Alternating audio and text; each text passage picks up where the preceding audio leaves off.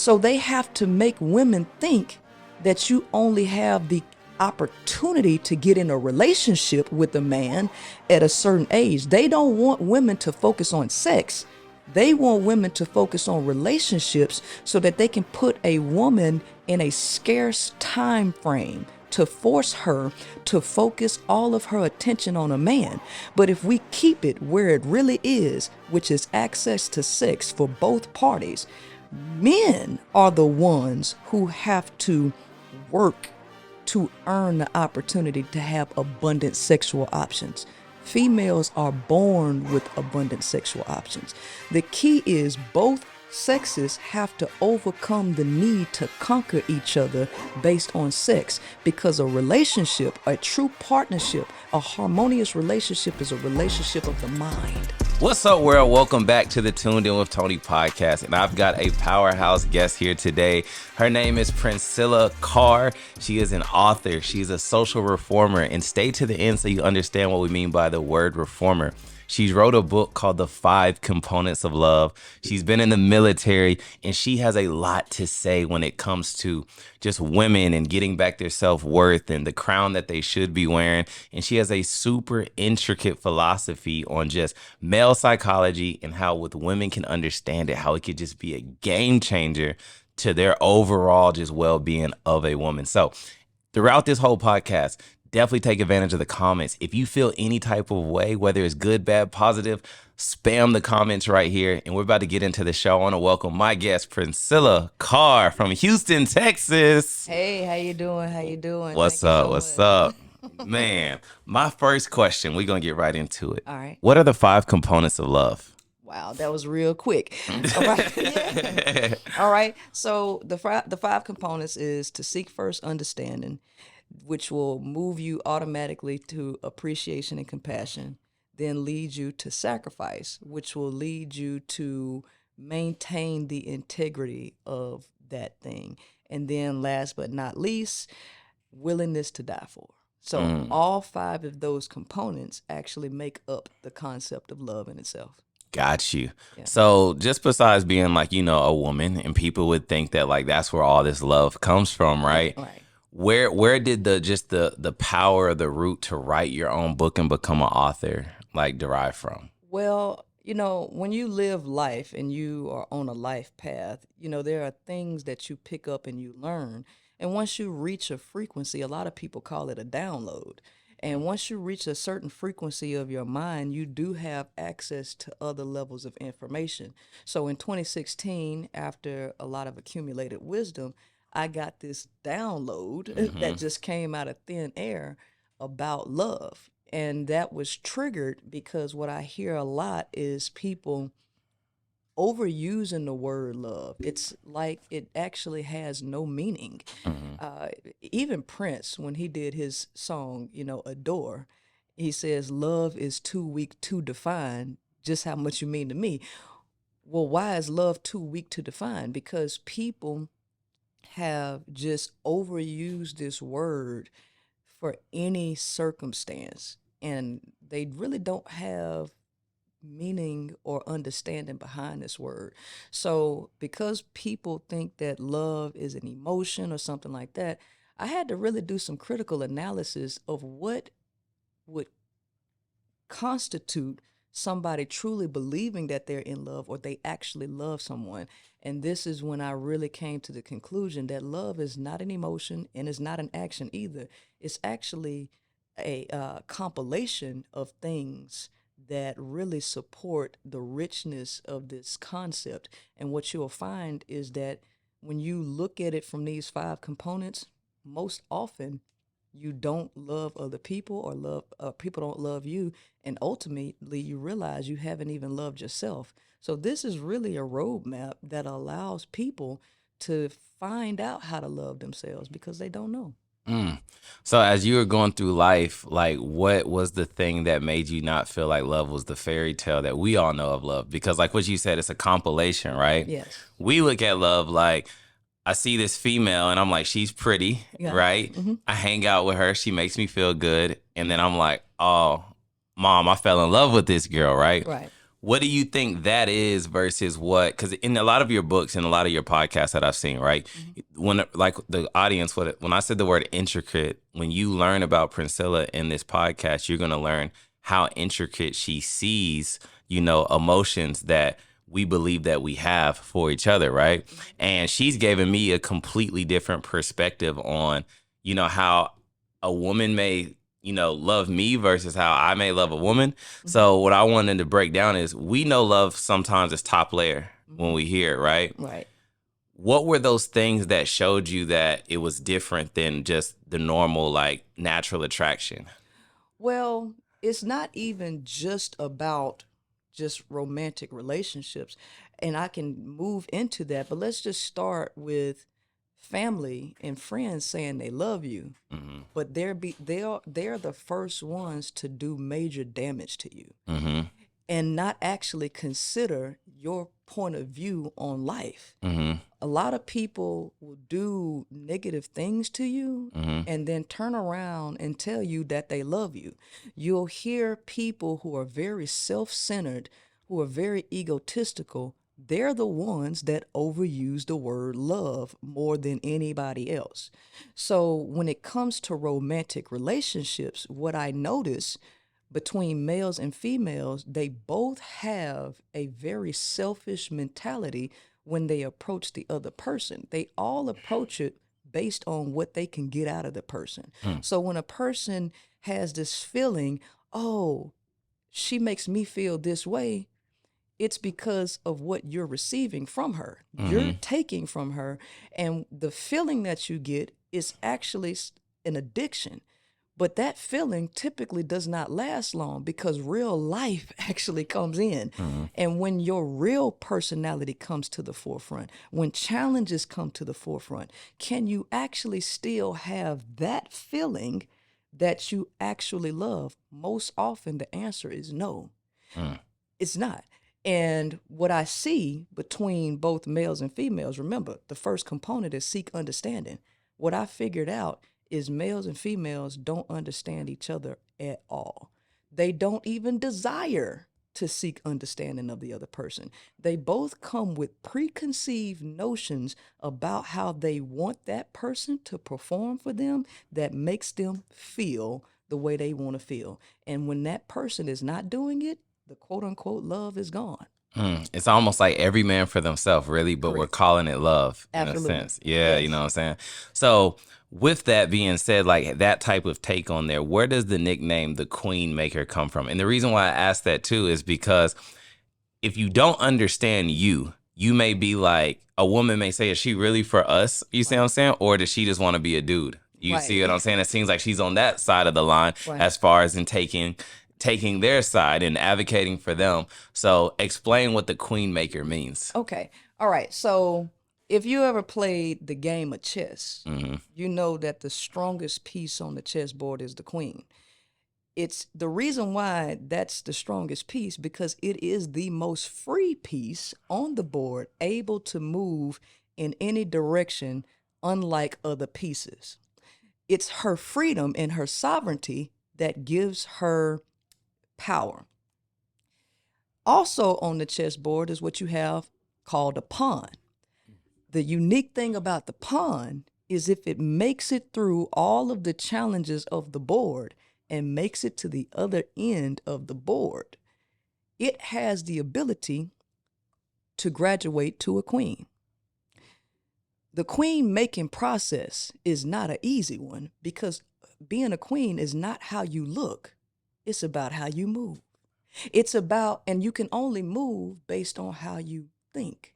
So, in order to make a queen, we have to reshape her mind, not reshape her makeup, not reshape her weave that she went and got, or her other.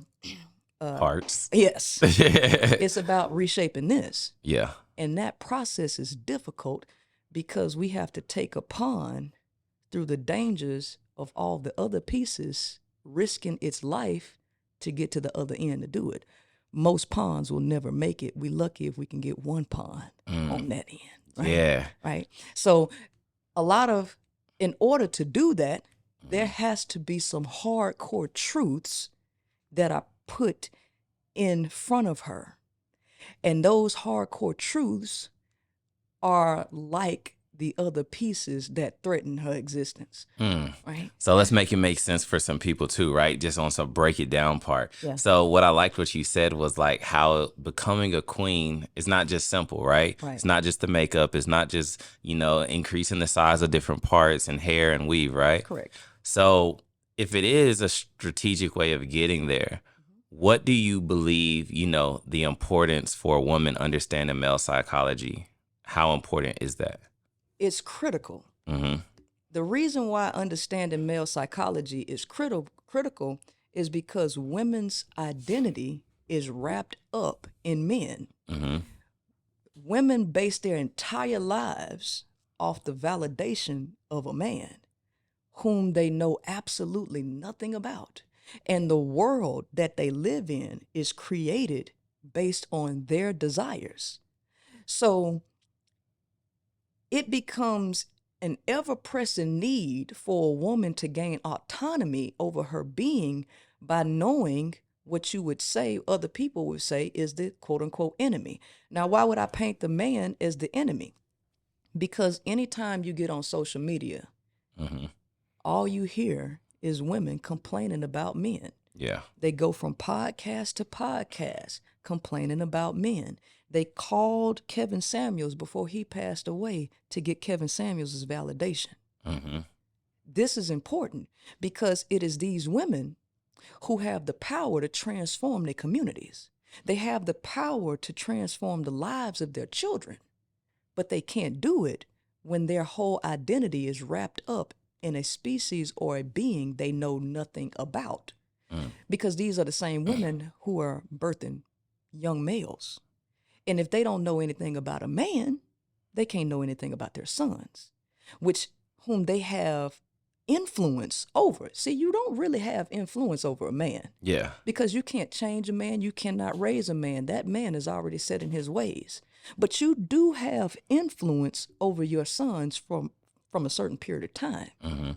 And a woman has the power to make or break her son. Yeah. Right? And they are not aware of that either. So the empowerment that I'm really teaching women far extends beyond just relationships. It extends to the impact that a woman can have on her environment, her community, her children, the globe. Right? This is why it is so ever critical to learn the nature and the psychology of men, because that is who she's tagged to. Got you. And what would be like when we look at just today's time, social media, right? What exactly does it mean when women find their self-identity in men, right? Because what if a woman's on here is like, I'm just being a woman. I'm supposed to like men. I'm supposed to make them want me. I'm trying to find a husband, right? So where does that line draw from them being completely just wrapped in men and not their own self-identity? Well, what did they say? You was born in this world by yourself and you're going to leave by yourself. Right? Be in this world and not of it. So the key in this life is detachment. The problem with women wrapping their identities up in men is the fact that it don't work the other way around. Men's identities are not wrapped up in women. Right. So what ends up happening is women begin to lose the essence of what it means to be a woman, and they begin to mimic and assimilate to male behavior. And this is the root of why when you listen to men, they'll always say that women are too masculine. They're too manly, because women have become men in female bodies. And because they don't know what the essence of a woman is, they can't decipher their behaviors from men and women. They're literally men walking around here. So what would be the difference from women in submission to their man versus like a woman being like in her own identity of just wrapped around that man completely? Like, where's the difference of the positive and the negative to that? Well, it's a slippery slope right there. Because if you get a woman wrapped up into herself, you can actually drive her ego level up very high. Yeah. which will be destructive Mm-hmm. because we all have to have a purpose on the planet. And if a person's purpose becomes themselves, they become destructive to the community and the environment, and they become very self-centered, which is not what you want. You need people to have a purpose that exists outside of themselves. So a woman who actually gains her autonomy in truth, she actually has a purpose that extends beyond a man and children. It actually moves to be more in alignment with a higher power that services the community, that services other people, and it becomes less about her. And the same goes for men. We could have a more functioning community that way. However, if the woman is in submission to a male, what ends up happening is the male becomes her deity, and she begins to service the ego needs of the male. So the male does not elevate the woman to be higher than himself. He uses her for all of the things that feed his ego, which ends up draining her, which is the reason why we have women complaining. They are being submissive to men. They're actually being over submissive to men. Yeah. Women are out there recklessly engaging in sex with the intention of being submissive to men. Mm-hmm. They are listening to men, going to all of these podcasts, and they're doing everything in their power to get male attention. This is them being submissive. If a man says we want them like this, that, and the other, the woman will do everything in her power to hop to that. Well, clearly submission for women is not working because the male's needs are ego driven. So he's not actually doing what the creator would have either one of them do because they're both self-centered. So when you get two autonomous people, you'll know what an autonomous person is because the advice that men give to other men should be given to every human on the planet. Men think that this advice is only for them. Don't focus on women. Focus on adding value, becoming value, and the women will be there. Mm-hmm. This is Yeah, that's what we're told, right? right. Focus on your bag and it'll just all show up, right? Men want women to believe that it doesn't work that way for them. Men want women to focus on men. Put your career down, put your need for money and security down, and focus on trying to be a wife to a man. That's what men tell, but that's not working. That's not the way that's supposed to go. Because the reality is that humans approach relationships based on sex, biological needs.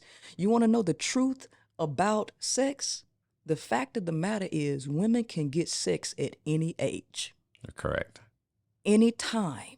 Correct. Men know that.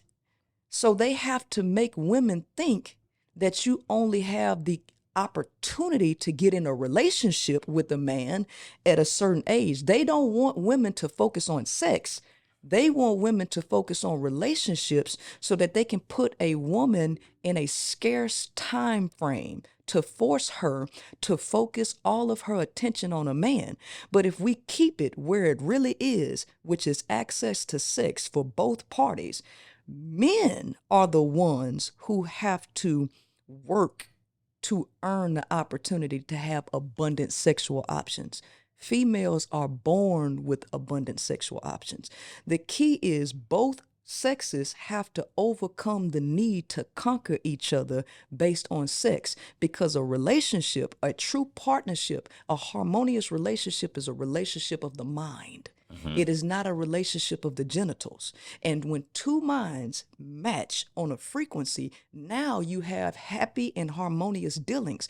But because the man wants to have power over the woman, he does not want her to make a higher purpose her focus. He wants her to make a man a focus. And that's the problem that we have in society.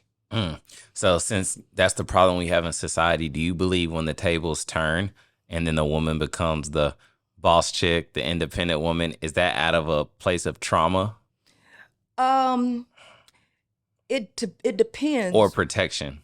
It depends on which version of woman we're talking about, Mm-hmm. because there are women there. It is a response to be uber independent in order to protect oneself. Mm-hmm. But there are 3 levels to human development. We all are born dependents. You have dependency, independence, and interdependence. Mm-hmm. Dependency is the state of a child. You are born needing somebody to take care of you. You're born to cry so that somebody can come to your Rescue. rescue. Yes. What happens is the majority of humans find themselves in an arrested developed state because they never grow out of the dependency stage to the independent stage. Most people are totally dependent on somebody else to fulfill their emotional needs. They're totally dependent on somebody else to fill their sexual needs, their financial needs, their security needs, all of that. And it keeps them in the state of a child. They never actually move to be able to fulfill all of their needs independently, which would actually create healthier relationships when they get to the 3rd stage, which they now have value that they can bring to the table and work interdependently with others of value who can self-sustain. Most people stay at the level of dependency, desperately needing to attach themselves to somebody else to get them to fulfill their needs. Well, that's what men do, and that's what women do. Men need women to fulfill their sexual needs and their ego needs so that they can look better in front of other men. Women are totally dependent on validation and attention from men. Women are totally gutted out internally with the need of love and care for themselves, and they are desperately looking for men to fill these empty voids, which keeps them from moving to a level of independence. So even if a woman has a job and a career, she's still codependent because she's deficient emotionally. She is deficient spiritually, and she is looking outside of herself for fulfillment. And in her mind, where she needs to look towards is a man, giving the man all of the power to conquer her, which keeps her unevolved mentally, emotionally, and spiritually. So all she ends up with is materialism. So for the woman who is chasing the man, she's like, I want a man. I want to come home to a man after work. Does that make her vulnerable to Yes. these things? Yes. So how does she protect herself from that vulnerability? The only way that she could protect herself is being fully independent. A lot of women are too afraid to not have a man. Mm-hmm. They think that their value is predicated on a man wanting them. And this is why men feel very empowered when you hear them on different podcasts telling women, that's why no man wants you. Right. You're going to die alone. Winter is coming. Men know how much low self-esteem women have. Men know that women are desperate for their validation and their attention. And it actually makes them feel even more empowered. So it does not matter how much a woman says she's leveled up. If she needs a man for validation, she is lost, and she will atrophy from the inside out. Got you. What would you say about this? You've been on a lot of podcasts, Yeah. right? Yes. You've been on podcasts that have been, very viral. You know what I'm saying? I heard this before when they were saying that a woman is like in her prime at a certain age up until, it's probably like some Kevin Samuel stuff, right? Like until her like right before her late 20s, versus a man is in his prime around like 30-ish, 35, I think what they said, right? Yes. What would your take be on that for women who are like, dang, I went to college or whatever, I have fun, I didn't want to be in a serious relationship, and now I missed my window, I'm not a first round draft pick. And now these men, they've, seasoned, their jobs have turned over, they're making money now they're in their prime, but it seems like they've already got their woman. Does that put me at a disadvantage now that makes me have to be like just chasing what I feel like I missed? FOMO. Well, if Only if you feel like your life is predicated on having a man's validation, Mm-hmm. right? Because you're really not missing out on anything, especially if you learn the nature and the psychology of a man. First and foremost, women have to understand that men approach things from the foundation of sex, their Mm-hmm. biology. And women are not going to change the fact that men biologically want youth and beauty. The aspect of youth is critical because it's predicated on reproduction. This is a biological wiring that a woman is not going to change. She needs to understand that men are not approaching them from the mind. They're approaching them from the body. And you can't force a man to operate from the mind space. He going to operate from the body space. Now, this is where women go wrong and destroy themselves because the key to femininity is mind over matter. The mental realm is the feminine realm, which is the reason why women are more delusional than males, because males are very physical in every aspect of the conversation. Women are very mental, and there is a reason for that. And this reason has everything to do with spiritual principles and not necessarily biology. Women are trying to approach relationships from a quote unquote mind space, or trying to force men to see relationships from that space.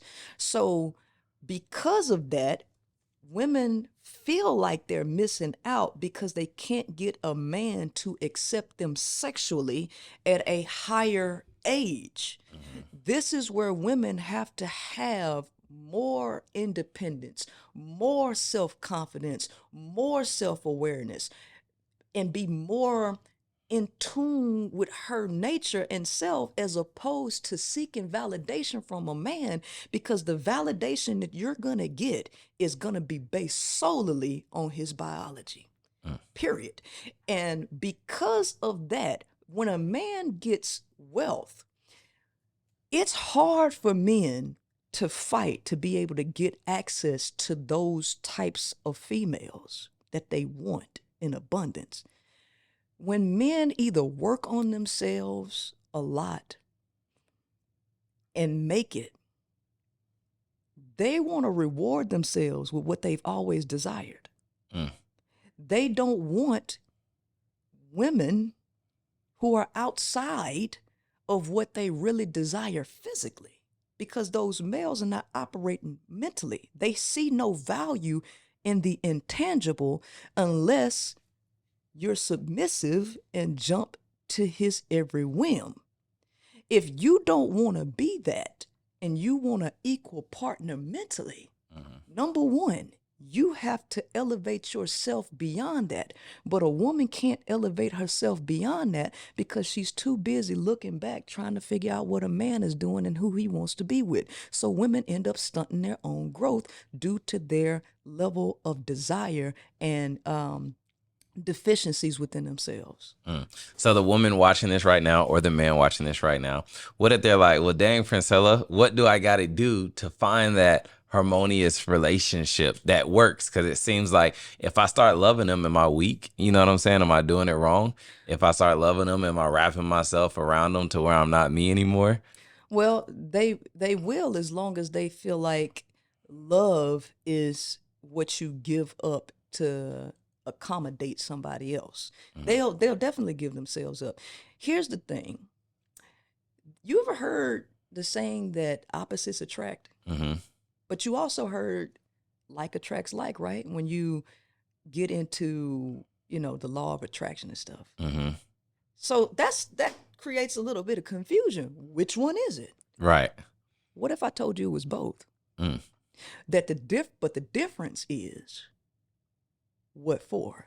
Yeah. Why? Yeah. Opposites do attract. But what reason do they attract? They attract because of curiosity, number one. They say curiosity killed the cat. Mm-hmm. And through the curiosity of the difference, what ends up happening is people actually go in to look for things that are very similar to them. They don't look for the differences. They look for the likeness. They may be drawn by the perceived differences, but what they're looking for is likeness. And what happens is that people who are opposites, they end up attracting each other to try to conquer each other, to try to force the other one to be more like them. Mm. But why does like attract? Birds of a feather flock together, Mm-hmm. right? Like attracts like to be in harmony. Well, here's the problem. Men and women are biologically different. You're opposites physically. And because of your physical differences in your reality, you all see the world in different ways. So when you attract each other, you're both trying to conquer each other and force the other one into your world. So a man wants to take a woman out of her world and bring her into his. She wants to take him out of his world and bring him into hers, which creates an endless fight between the two. What about the power exchange to when the women win, the man gets on his knee, proposes, marries, and then now he's trying to stay in the relationship as the faithful man, do what he does. He's married now, right? Mm-hmm. How do you see, because that's obviously people's relationships are different, but how do you see how that power exchange changes? Because now it's like the woman's completely in control, because then now if the man messes up, he's a weak man.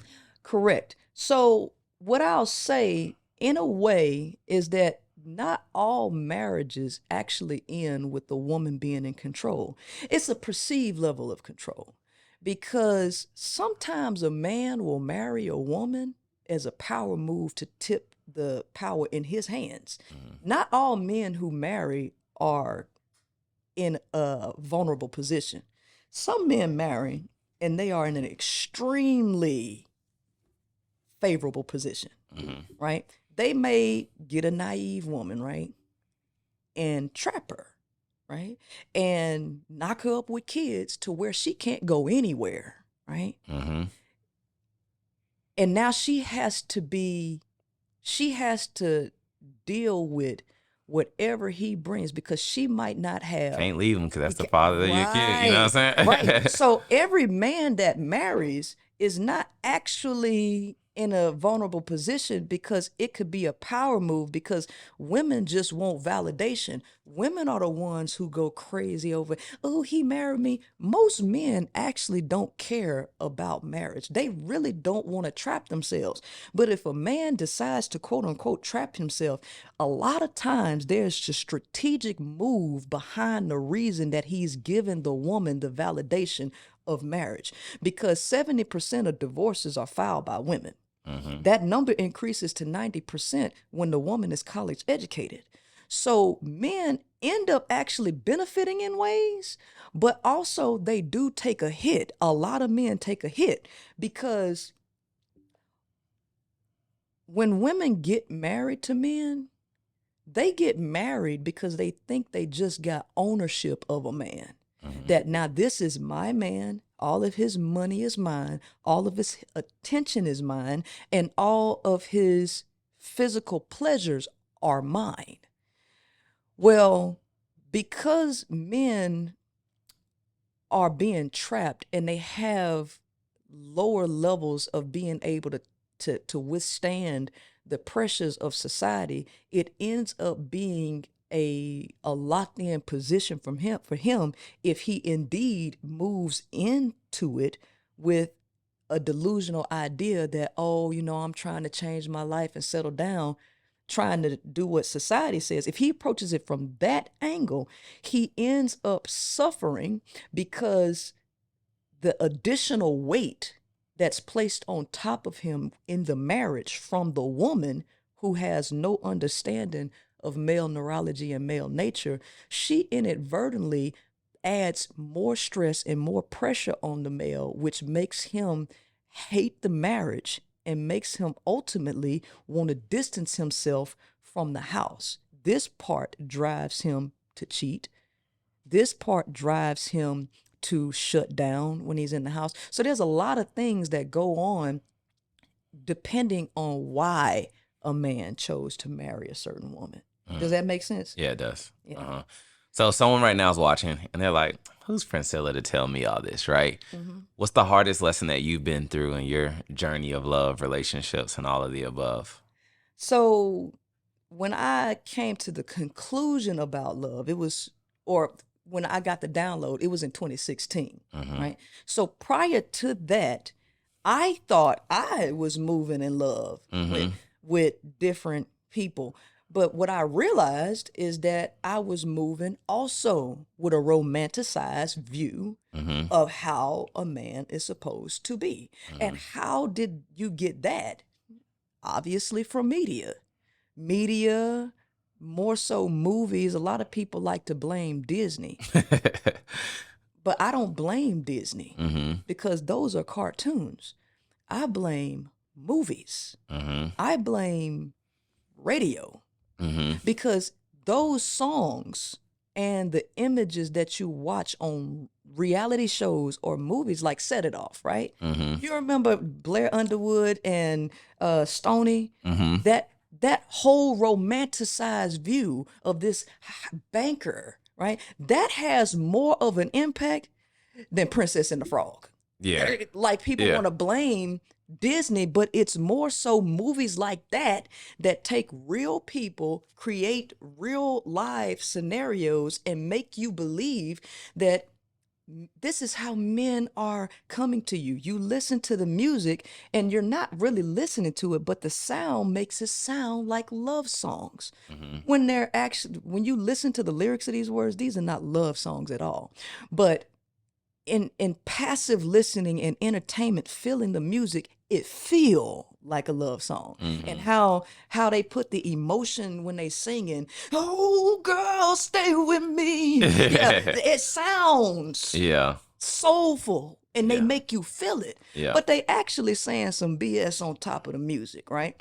That makes you approach love and relationships from a certain angle. When I came to realize about love, irrespective of gender, I realized that these 5 components are critical for being in love. As I then began to proceed in life, still dealing in relationships and with people, it started to dawn on me that this was not the case, right? So at the hands of me believing in the possibility of love, I opened up the opportunity for males who understood ain't no love in these streets, right? Yeah. I told you I was a car salesman for 3.5 years, and what I tell you, they whole motto was, it's a new fool born every day. Yep. And then they come in there and try to buy a car and get their brains knocked off, right? Yep. Because they don't know nothing. Right. Well, this is how you walk in the world with all of these beautiful ideals. You open up the door for people who've been living a while and realize ain't no love in these streets. So I took some L's. Yeah. Yeah, I took some L's. You know, I've been in domestic violence situations and rape situations. I've had men take money from me, all because I thought something about men that was not true. Because if I didn't think that, I would have never opened the door up for them to walk in for that to happen. And so that's the way I try to approach or show women. Ultimately, you're responsible for the issues that you experience with men because you think wrong things about love and you think very wrong things about men that are opening up endless opportunities for males to get and do whatever it is that they want to do. Yeah. So like you're a very pretty woman, right? So when you were coming up and dating and all this type of stuff, where do you feel like before you had your download, right? Where do you feel like what you were doing? Because I'm sure what you were doing was probably what you just believed what you were supposed to do. And you're like, I like him, he likes me, we're going on dates, all of that. What was the trauma that just changed it all? Oh man, Because most women are walking just like you. They're like, guys holler at me. They say they want to go out. That probably happened to you. Well, I'm sure it happened to you, and you went on dates and stuff. And then one day it was just like you just started like seeing a different view through your glasses. You know what I'm saying? Right. So the way I approach dealing with relationships, I always approach because I'm not physically driven. Mm-hmm. Actually, And let's talk about you keep when you say that, not physically driven, right? right. Because most people probably do look at a relationship off of physical, right? Right. Especially on the male side. You Right. know what I'm saying? Because on the male side, they may find a woman that has great conversation, great connection, but if she doesn't have the look, they just Right. can't commit, right? Right. You know what I mean? So And it's and here's the thing. Men just aren't wired to commit at all anyway. They're Yeah. just wired to conquer women. So here's the thing. Beauty is not as important as men say, depending on the level of backed up energy in they groin. mm-hmm. A man will stick his thing anywhere. And if you happen to be beautiful enough for him to walk around with you like arm candy so he can showboat for other men, great. But you need to be beautiful for that. You don't need to be beautiful to be bedded. Because a man will bed you and keep you away from the public eye, even if you look like a cockroach. He will still sleep with you. He just know he can't walk in public with you. Yeah. And you know what I'm saying? So that's the difference that women need to understand. So when I say I'm not physically driven, I don't care how good looking a man is. The moment you open your mouth and I think you're stupid, you become extremely unattractive. Right. And the real honest truth is that physically attractive males to me are instant turn off. If he got a lot of muscles, pretty eyes, I already know what he own. I already know the game. It's an instant turn off. And we don't even need to talk, right? Yeah. So that's how it's always been for me.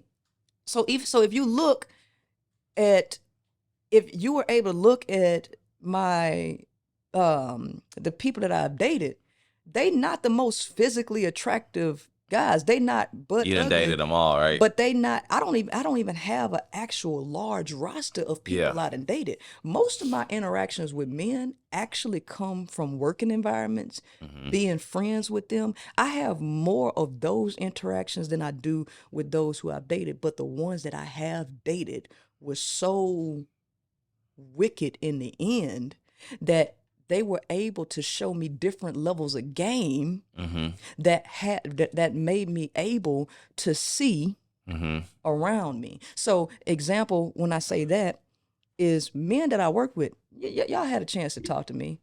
As a man, do you think I'm pretty cool? Yeah, I think you are. Yeah. We done shot basketball when she first got here, talked to her for hours. We good. So could you say I'm pretty easygoing? So far. Okay. That is the vibe that I've always had with men. Yeah. Easy. So when I worked at certain places, male dominated fields, those guys treated me like I was one of the guys. So as a man, you know how men talk. Y'all could be in a group talking about whatever you're talking about. The moment an attractive female, she don't even have to be attractive. If it's a woman that walk up and you talking about something that y'all don't want her to hear, y'all will stop, change the subject until she leave. Those conversations never stopped while I was in the place. I was in the middle of all of those conversations. I was that cool. So I got to see and hear men's real thoughts, what they were really doing behind closed doors. So most of my experience with men actually comes from those situations and not actually romantic relationships, because I don't actually have a large roster of romantic relationships that I've been in, because once I would experience something with a guy, I would go single and not date for 3 years. I didn't jump from man to man to man and never single. No, Cold turkey single. So I was cold turkey single, and then I would go and work on myself, right? Because I'm like, okay, this didn't work, so I must have did something wrong. Right. So I would go work on myself, analyze the situation. Okay, all right, maybe I was being a little erratic. Maybe this wasn't right. Okay, fix that. Mm-hmm. Then when I think I'm ready to date again, I go date, and it's the same thing. Mm. And I say, now I know I done did some changing, Mm-hmm. but now I'm experiencing the same thing. And Yeah. I think I'm picking different. Nope, same thing. After a few times of experiencing this, I came to the conclusion, no, this ain't me. Yeah. I'm missing something. Right. And what I came to the conclusion is I got very wrong thoughts about men. And I need to go back to the drawing board, and really consider who men are Mm-hmm. at the core. Gotcha. Because what I believe and what I'm being told is wrong, clearly, because the results that I'm getting are not coming out the way they are supposed to based on what they're saying, right? Mm-hmm. Because I'm trying to be a partner, trying to support the man, and the man is being jealous, envious, Mm-hmm. trying to take advantage of me and things like that. Something ain't right here. Something ain't right here. So what I realize is that even though society lied to me. Oh, and let me get back to the physical thing, because I never did answer that. Yeah. I'm attracted to the mind. Mm-hmm. I'm really attracted to the mind. And if I think you're smart, that's what draws me to you. And the guys that I was attracted to at the time, because I'm 38 now, Mm-hmm. at the time, to a young woman still trying to learn the world, an older man seemed to be smart, right? Because I dated older men, Mm-hmm. 30s, 35, when I was in my early 20s. That's older. Yeah. So I think you're smart, especially given the fact that it was these men that would introduce me to things like Nation of Islam and things that I needed to learn about. Mm-hmm. Ignorance gives people an opportunity to run game, putting people on a pedestal and thinking that you can get something from them that you can't get from yourself opens the door for manipulation. And so as I began to get older and getting more experience in the military, getting more experience in sales and negotiation, being around more men, listening to them tell their secrets and show me how they actually do their wives and women, I started to really, really see game. And after a few men manipulated me and played me out of money, I went back and I analyzed, how did they do it? What did I do that gave up the opportunity for them to do it? Mm-hmm. How did I create the opportunity? Once I started to see that, then I found all the holes and I started to see the game that was being run. Me personally, I don't want no part of the game. I'm not trying to change something that can't be changed. So I just opted out. Do you think it was because maybe y'all weren't like equally yoked, as they say, since Well, you were dating older and you were younger and they just kind of saw the writing on the wall? yeah. I mean, and that's the thing, because here's the thing. What do men constantly say? They don't want no older women anyway. Who they actually going after? Younger chicks. And so they damage these young girls, right? Mm-hmm. And then they act like they don't know how she got like that. Mm-hmm. So men they're talking, but they're not moving with pure intentions. They're not approaching young girls so that they can actually educate them and protect them from harm. They are actually the harm themselves. Mm. And then after they done damaged the girl, she got to learn and go fix herself. Because the person that damaged you ain't gonna fix you. Yeah. You're gonna fix yourself. So there's a problem with this idea that men want younger women because they gonna do right by them. These men are not gonna do right by younger women. I was young once upon. Every older woman was a girl. Every older woman was once 20 years old, right? I'm 38. I was once 21. Yeah. Right? And what did the older men do? And this is what I try to tell a lot of these guys. The first man to run game on me was speaking that Farrakhan stuff. Mm. The first man to run game on me Got you mentally. was a man that was supposed to be righteous. Yeah. You know, the bow ties and the bean pies, right? Uh-huh.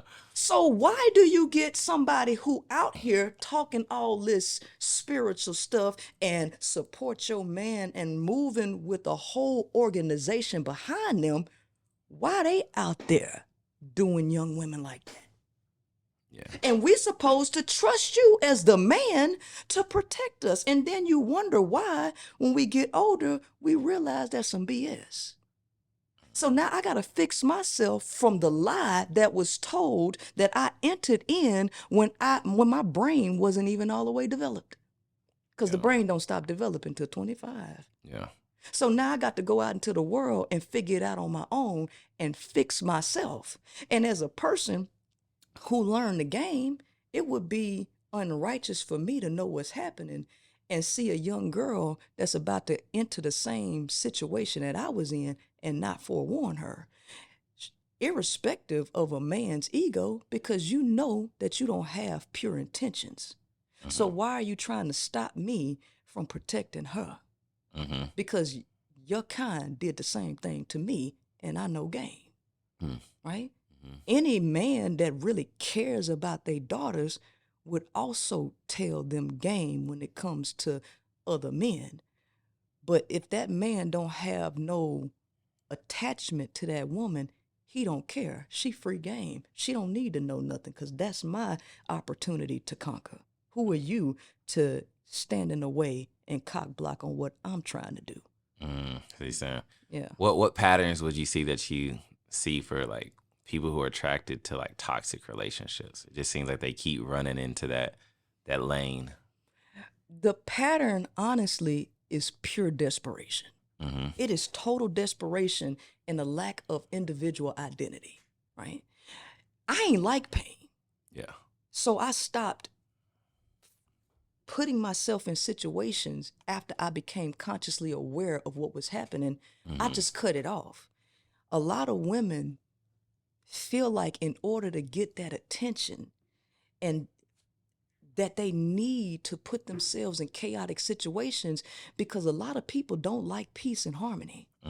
If a woman is with a guy, let's just say she with somebody, a man who is trying to do the right thing, Tony, he's trying to be faithful. He going to work and doing this. Right. And he don't cheat, and he ain't talking to no other females. Mm-hmm. The woman will think something is wrong, and she will create a problem where there is not one in order for her to feel alive. The women are addicted to chaos. They like men who reject them, because if he rejects her, it makes her have to prove to herself and other women that she's that big. And if she can be successful in getting it, it's like she get a shot of dopamine. The women are addicted to chaos. They actually don't like peace, and neither do men. Yeah. If you too peaceful and you too cool, we got to create something that can make this more thrilling and more exciting. So like when women are going through this, right? Yeah. They're going through this journey. How can they recognize those internal beliefs that aren't serving them anymore when it comes to the opposite sex, when they haven't gone through true trauma? That's going to be hard unless they come across something that can shake them up and be like, hey, look at me. But that happens to a lot of people, right? Some women may think that it's normal to give themselves up. A lot of women are ready to actually give up the world after the first date of meeting a man that they like. Yep. They don't see a problem with that, because if they think that's normal, they're not gonna focus on it. And if she can sustain a relationship with that guy, especially if the guy is good, and I'm talking about got good game, Yeah. and he's patient, this guy can play a role for a good year or two. massaging her into that, making her feel very comfortable with doing it. Mm-hmm. And then one day, he flipped the script on her. By then, she locked in. Yeah. She don't see it as a problem because everything was going smooth. So now she'll start to make up excuses for why things change. Because it's probably a season. Uh-huh. Right? So she won't recognize that there's an actual issue because she's already conditioned into the process. You know, they say you put a frog in some water. If you put him in boiling water, he gonna hop out. But put him in regular water and slowly turn up the heat. He'll adjust his body temperature until one day he just cooked. Mm-hmm. Right? Yeah. That's how it happens with a lot of these women who don't see themselves as being severely traumatized. Mm-hmm. They don't actually calculate it as trauma. They calculate it as a normal relationship issue. Got you. Yeah. What did you kind of see with the women, even men that like buy into you? Like you sold a lot of books, Yes. right? What do you see like those commonalities are, or their reason for wanting to tap in with you? I'm different the way I deliver my message. Mm-hmm. There aren't many people who deliver it like me. Mm-hmm. And I'm very good at doing on the spot analogies to make people really buy in. And then on top of that, I'm kind of comedic too. So Yeah. it's really, it goes down easier. And what I find is that a lot of people wouldn't believe that men watch me and listen to me. But I've had several men to reach out and tell me that they have grown because of my message, that it has really helped them be better men. Now, I'm not targeting men. So a man who comes to me, because we all know men really don't respect women. They really don't respect what women have to say. Cool, to a degree, I understand why. So most men are not going to actually grow from listening to a woman. So it takes a special type of man to sit there and listen to a woman and then self-reflect and actually make changes in his life. I applaud those men. Women is also different too, because women actually don't value themselves or other women either. So for a woman to listen to me and the way I deliver these hardcore truths, it's real hard because I'm not nice when I do it. Right. I'm very militant and aggressive in the ways that I say certain things. For those women to be able to sit there and take that and transform themselves, it takes a special type of woman who truly desires change and transformation to want to take it the way that I give it. And so these people come to me because they really, really do want help. The people that don't stay is because they simply just want to be coddled. They really want to be treated like children. And they just want somebody to tell them what they want to hear. But people who come to me, they truly come for change, even the men. Yeah. So if somebody's watching this and they're like, wow, right, this isn't a lot, how do they tap in with you, and what ways can they tap in with you? Well, they can definitely tap into my podcast. It's on Apple Podcasts, Amazon Prime, and YouTube. It's called the High Power Podcast. They can get my books on Amazon and Audible, and they can definitely sign up for my workshop. What other books do you have? My most popular book is 41 Shades of Men, The Pursuit to Subdue and Use You. So I just knew about one. You just knew about the 5 components of love, which is the basis of a lot of the education to really get women to learn how to love themselves. Because everybody will tell you, you can't love nobody until you love yourself first. But nobody tells you how to love or where to start. Because everybody thinks that love is an emotion. But ask yourself, how can you emotion yourself?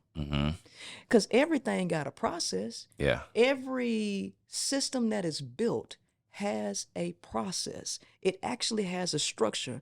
And the interesting thing about it is that everything, including cells, the universe and everything, got a structure. The only thing that has absolutely no structure is the concept that people live their life by, and that's love. That's the reason why people don't know how to love themselves, because they try to emotion themselves. They try to lie to themselves, right?